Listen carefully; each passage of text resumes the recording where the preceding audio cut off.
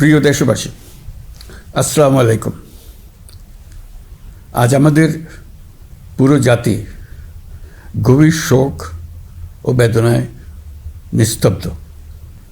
দেশের গণতান্ত্রিক রাজনীতির শীর্ষ নেত্রী, সাবেক প্রধানমন্ত্রী ও বিএনপি চেয়ারপারসন বেগম খালেদা জিয়া আর আমাদের মাঝে নেই।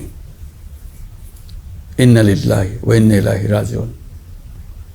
বেগম খালেদা জিয়ার ইন্তেকালে আমরা গভীরভাবে শোকাহত ও মর্মাহত। তার মৃত্যুতে জাতি এক মহান অভিভাবককে হারিয়েছে। এই গভীর শোকের মুহূর্তে আমি তার পরিবারের সদস্যবৃন্দ, রাজনৈতিক সহকর্মী এবং অগণিত কর্মী সমর্থকদের প্রতি সমগ্র জাতির পক্ষ থেকে আন্তরিক সমবেদনা জানাচ্ছি। মহান আল্লাহর কাছে আমার প্রার্থনা, তিনি যেন আমাদের সবাইকে এই গভীর শোক কাটিয়ে ওঠার শক্তি দান করেন। বেগম খালেদা জিয়া ছিলেন বাংলাদেশের রাজনীতিতে এক পরম মহিমান্বিত ব্যক্তিত্ব।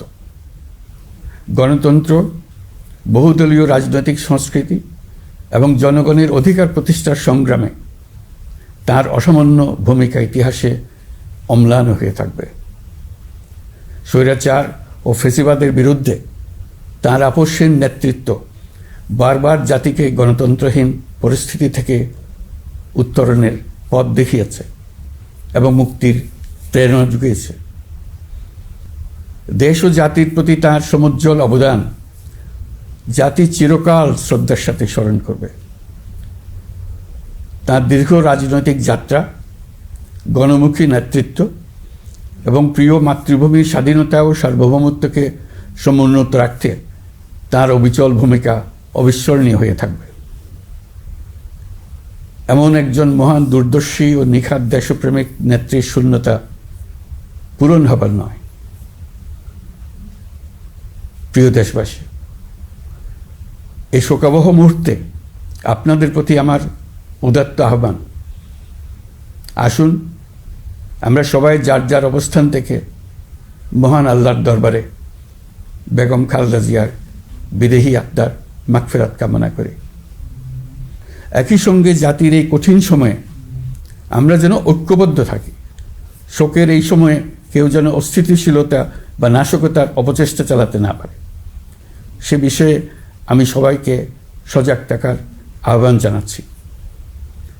এই সময়ে আমাদের সবার দায়িত্বশীল ভূমিকা পালন করা অত্যন্ত জরুরি।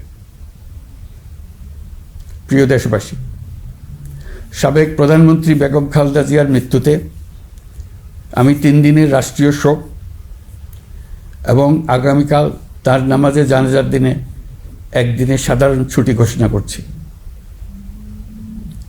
নামাজে জানাজা সহ সব ধরনের শোক পালনে শৃঙ্খলা বজায় রাখার জন্য আমি সবার প্রতি বিনীত আহ্বান জানাচ্ছি। প্রিয় দেশবাসী, আমি জানি আপনারা সবাই এই সময়ে অনেক আবেগাপ্লুত।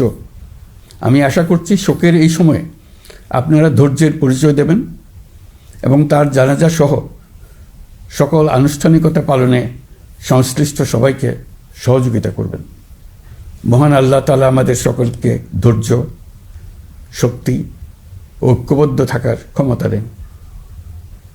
আল্লাহ হাফিজ।